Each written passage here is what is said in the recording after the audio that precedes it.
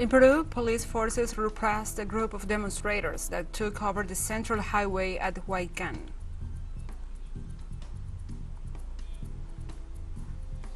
German public transport workers began on one-day strike to increase pressure on the government in an ongoing wage dispute.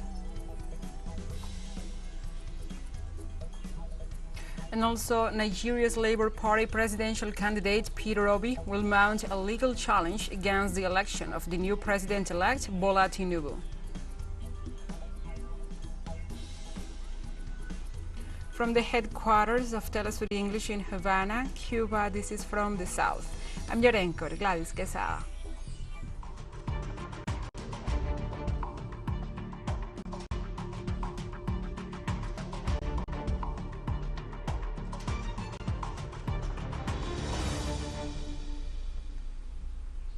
And now we begin with the news. In Peru, on Friday, police forces cracked down on a group of demonstrators who were protesting the government by blocking a central highway at Huaycan. Around 300 demonstrators gathered on a major Peruvian highway to demand the resignation of the president, Dina Boluarte, the closure of the Congress, and the creation of a constituent assembly. The importance of the road relies on the fact that it connects Lima with all the Andean and the Amazonian regions in the center of the country, which supply the capital with a large amount of food. The protests against Dina Boluarte began last December the 7th and have included road blockades in different areas of Peru. The Boluarte administration to date is responsible for the deaths of over 60 civilians, many of them killed by the police and military in the Puno region.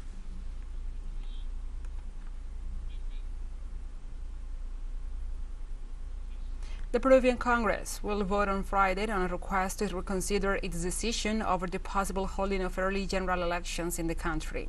Since December the 7th, social movements, Peruvian organizations, and civilians have been requesting that the Congress allow the elections to be moved forward. The refusal of the Congress to date, among other things, has contributed to one of the worst political crises that the country has gone through, with massive demonstrations nationwide and over 60 civilians dead amid increasingly violent repression. On Friday, the Congress of the Republic will open the second legislature of the 2022-2023 session that will end next June 15th, and the first point of the agreed-upon agenda will be to vote on the advancement of the general elections.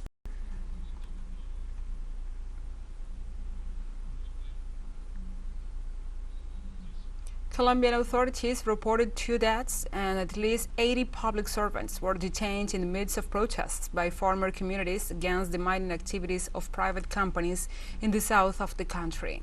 According to local media, the events took place after a series of confrontations between farmers and the police in the Los Pozos village in San Vicente del Caguán, department of Caquetá. The situation escalated after more than 2 weeks of protests outside the oil company Emerald Energy, demanding economic resources for the development of the region. A fire and gunshots were also reported at the site.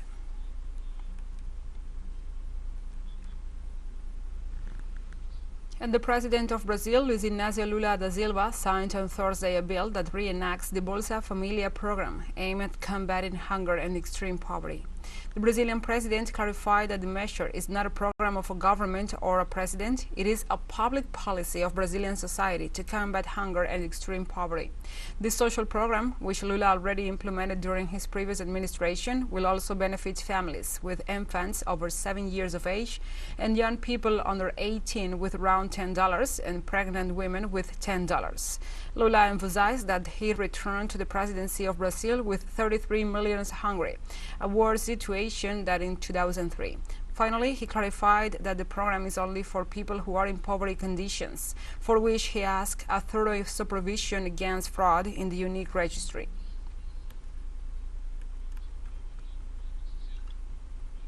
I would like you to take into account that this is not a government program, this is not a President of the Republic program. This is a Brazilian society program. It will only work if the Brazilian society takes the responsibility to supervise the unique register that we are doing, because the program will only work if that register allows the benefit to reach exactly the women, men, and children who need this money.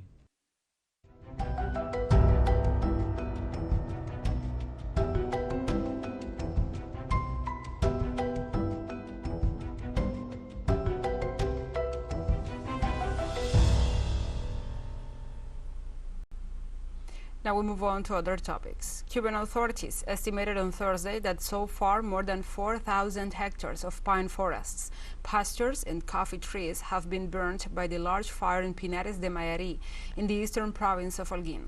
Preliminary reports indicate that at least 15,000 meters of timber have been affected, as many endangered plants have also been damaged. In addition, the fire affected several areas of the Mensura Piloto National Park, which has been a protected area since 2008. Cuban authorities detailed that the fire brigades from different regions in the country continue to extinguish the fire, supported by helicopters and light aircraft. The fire started last February 18th in Pinares de Mayarí and continues to affect the country, which has been hit by a severe drought.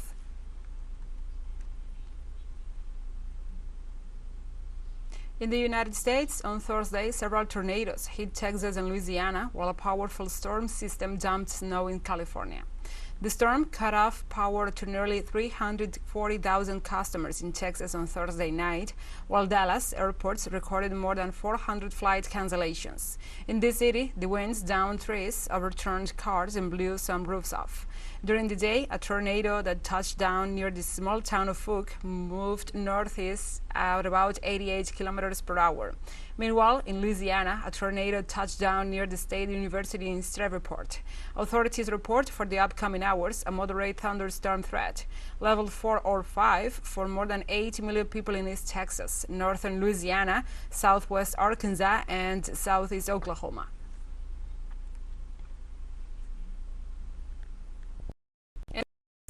Coast Guard is struggling to contain an oil spill after the sinking of a tanker in the oriental Mindoro region. The tanker, MT Princess Empress, was carrying 800,000 liters of industrialized fuel oil when it sank off the northeast coast of Mindoro Island on February 28th. The Philippine Coast Guard confirmed that the oil spill had spread over an area of more than 24 square kilometers, as tests on water samples have shown that the part of the industrial fuel oil being carried out or carried on by the tanker leaked into the sea. Initially, the Philippines Coast Guard had said that the fuel spill belonged to the diesel in the engines of the stricken ship and not to its cargo. Due to the poor sailing conditions during the voyage, the Princess Empress drifted into the waters off Cape Bolingawan, Mindoro Island, where it became half submerged. The 20 crew members on board were rescued by another vessel and, according to the Coast Guard, are in good physical condition.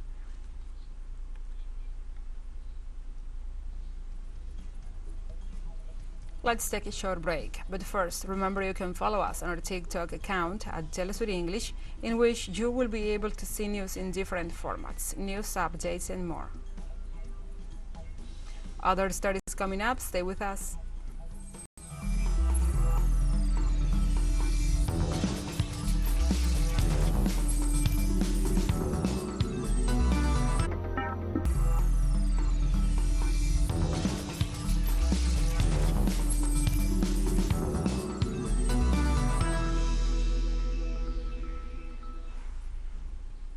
Welcome back.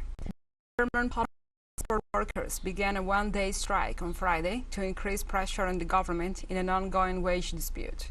Authorities in the country warned passengers to prepare for significantly disrupted travel in major cities, including Cologne, Frankfurt, Stuttgart, and Munich.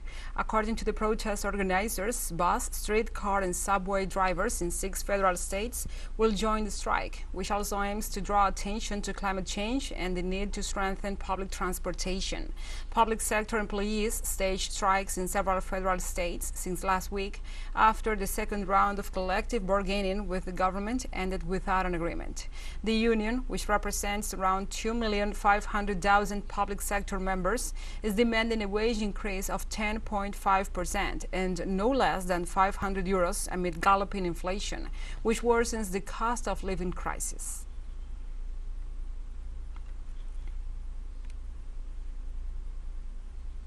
On Friday, a coalition of French labor unions, opposition political parties, and activist groups called for nationwide general strikes and the protests on March the 7th. The decision is part of a campaign denouncing the government's proposed pension reforms that will raise the retirement age. It will be the 6th nationwide multi-sector strike since the current campaign started on January 19th. On Friday, leaders of the major labor unions in the European country took part in an inter-union meeting. The event was presented as a show of unity against the attempt by Emmanuel Macron's government to increase the retirement age. During the meeting, the General Secretary of the General Federation of highlighted the importance of getting as many workers as possible to join the protests.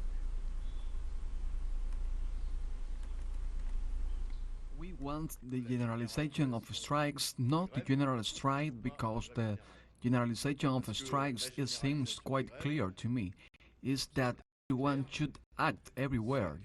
It is not a leaflet, even with the most beautiful writing calling for a general strike, that will make people go on a strike.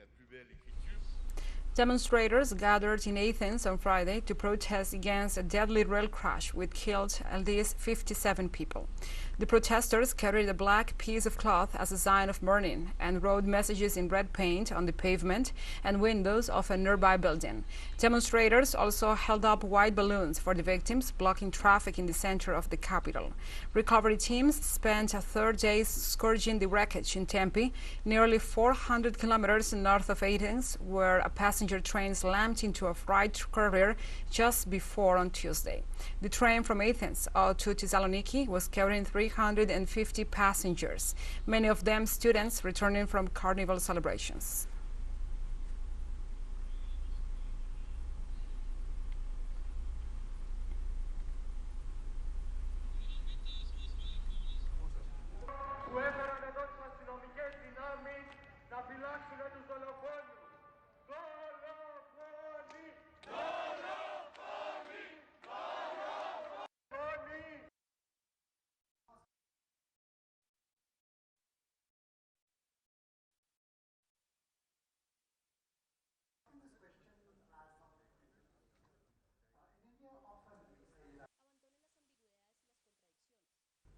Russian Foreign Minister Sergei Lavrov said on Friday that Moscow will not allow Western conspiracy to blow up Russian gas pipelines again.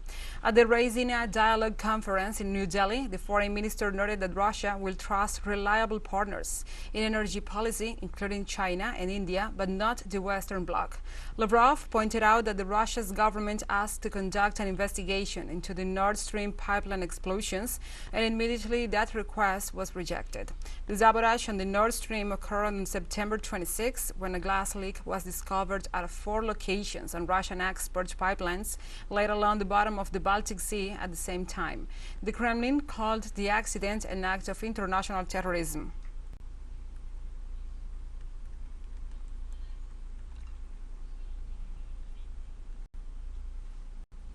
In Malaysia, at least 3 people have died and more than 30,000 have been evacuated due to floods in the south of the peninsula, where heavy rains continue. On Friday, Malaysia's National Disaster Management Agency reported Johor in the south of the country as the most affected state, with more than 31,850 evacuees who are in 209 temporary shelters. So far, 3 people have been reported dead: an elderly couple found trapped in their flooded home on Thursday, and a man who was swept away by a current on Wednesday. Malaysia's meteorological experts forecast heavy rainfall to continue on Friday night through Saturday in Johor and also in some areas in Pahang.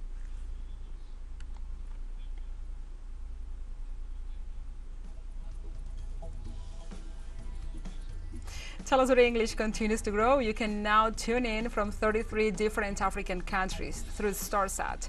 Dial 461 and enjoy our Latin American alternative broadcast. One final short break and we'll be right back. Stay with us.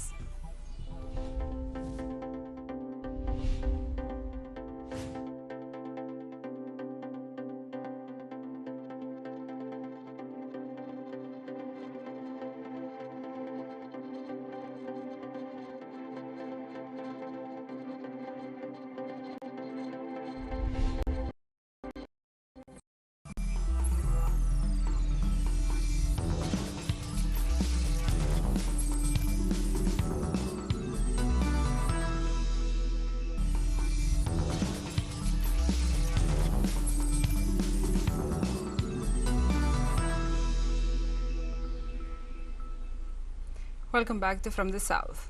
Nigeria's Labour Party presidential candidate Peter Obi will mount a legal challenge against the election of new president-elect Bola Tinubu.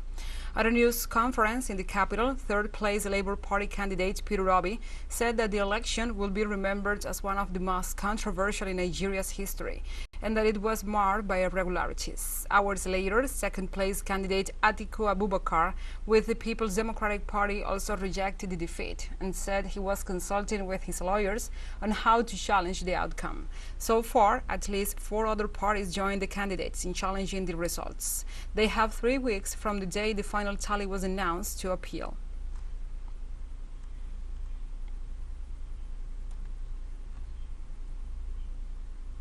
The dreams and aspirations of Nigerians who braced all the challenges to go and cast their votes on Saturday, 25th of February 2023, were shattered by the conduct of the Independent National Electoral Commission, which failed woefully to live up to expectations.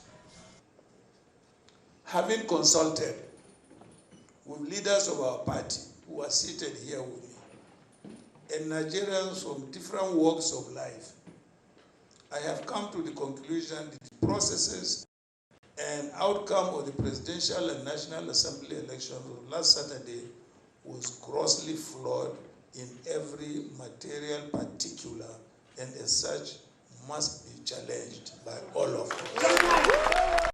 The Angolan president, João Lourenço, received his French counterpart, Emmanuel Macron, at the presidential palace. The two heads of state are expected to conclude a partnership agreement aimed at developing the agricultural and agri-food sector in Angola. The French head of state began a tour of Central African nations on Wednesday in an attempt to test a new relationship with the continent as anti-French sentiment runs high in some former colonies. Macron's trip began in Gabon on Wednesday to later head to Angola, Congo-Brazzaville, and the neighboring Democratic Republic of the Congo.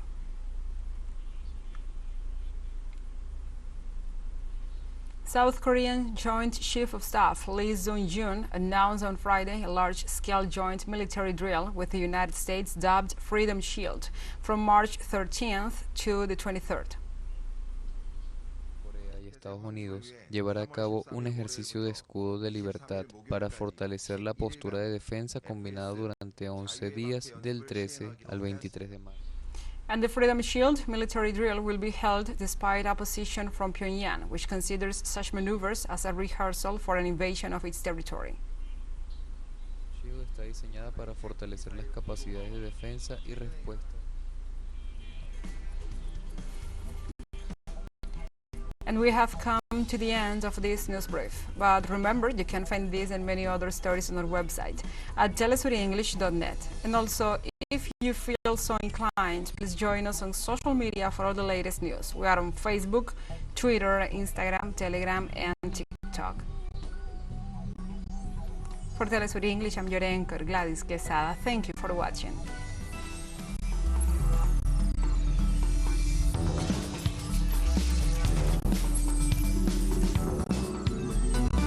In a world